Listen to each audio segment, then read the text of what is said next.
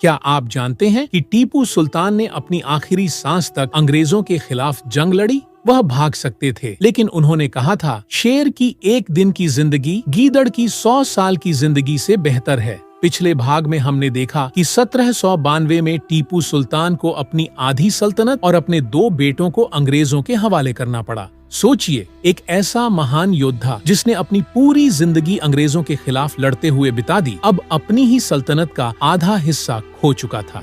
लेकिन क्या उसने हार मानी? हरगिज नहीं। टीपू सुल्तान ने अपनी सल्तनत को दोबारा खड़ा करने का फैसला किया, सेना को आधुनिक हथियारों से लैस किया, अपनी रॉकेट टेक्नोलॉजी को और बेहतर बनाया, फ्रांस से मदद मांगी ताकि अंग्रेजों को सबक सिखाया जा सके। लेकिन सवाल यह है, क्या फ्रांस ने वाकई उनकी मदद की? और क्या अंग्रेज टीपू सुल्तान को दोबारा उभरने देते? 1798 तक ब्रिटिश गवर्नर लॉर्ड वेलेस्ली ने फैसला कर लिया कि टीपू सुल्तान को हमेशा के लिए खत्म करना होगा। अंग्रेजों ने एक खतरनाक साजिश रची। निजाम हैदराबाद को लालच दिया कि वह टीपू के खिलाफ हो जाए, मराठों से गठबंधन किया ताकि वे भी मैसूर पर हमला करें। एक विशाल सेना तैयार की जो श्रीरंगपट्टन, टीपू सुल्तान की राजधानी, पर हमला करे। जरा सोचिए, एक बार फिर 3 बड़ी ताकतें टीपू सुल्तान के खिलाफ खड़ी हो गईं। लेकिन इस बार अंग्रेजों का मकसद सिर्फ जीतना नहीं था, बल्कि टीपू सुल्तान को पूरी तरह खत्म करना था। 4 मार्च 1799 को अंग्रेजों ने मैसूर पर हमला कर दिया। टीपू सुल्तान की सेना संख्या में कम थी,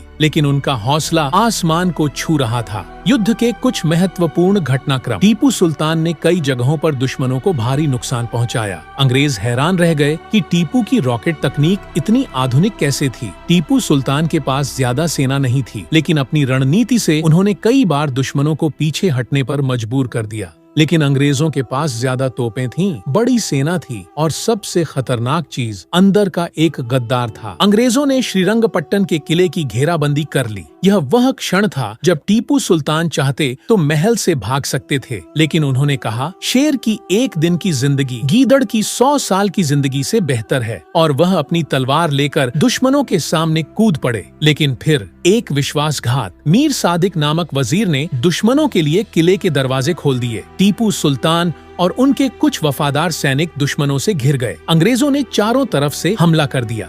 टीपू सुल्तान को गोलियां लग चुकी थीं, लेकिन वह अब भी लड़ रहे थे। आखिरकार एक ब्रिटिश सैनिक उनके करीब आया और गोली चला दी, और भारत का शेर वहीं शहीद हो गया। सोचिए, वह महान योद्धा जिसने अपनी पूरी जिंदगी अंग्रेजों के खिलाफ लड़ते हुए गुजार दी, वह युद्ध के मैदान में शहीद हो गया। लेकिन उसने हार नहीं मानी। अंग्रेजों ने मैसूर पर पूरी तरह कब्जा कर लिया। टीपू सुल्तान की तलवार को ब्रिटेन ले जाया गया, क्योंकि अंग्रेजों को डर था कि कहीं यह हथियार दोबारा किसी भारतीय के हाथ न लग जाए। आज भी टीपू सुल्तान को भारत का पहला मुजाहिद-ए-आजादी कहा जाता है। अगर आपको यह कहानी पसंद आई तो अपने दोस्तों को भी बताएं कि टीपू सुल्तान कौन थे।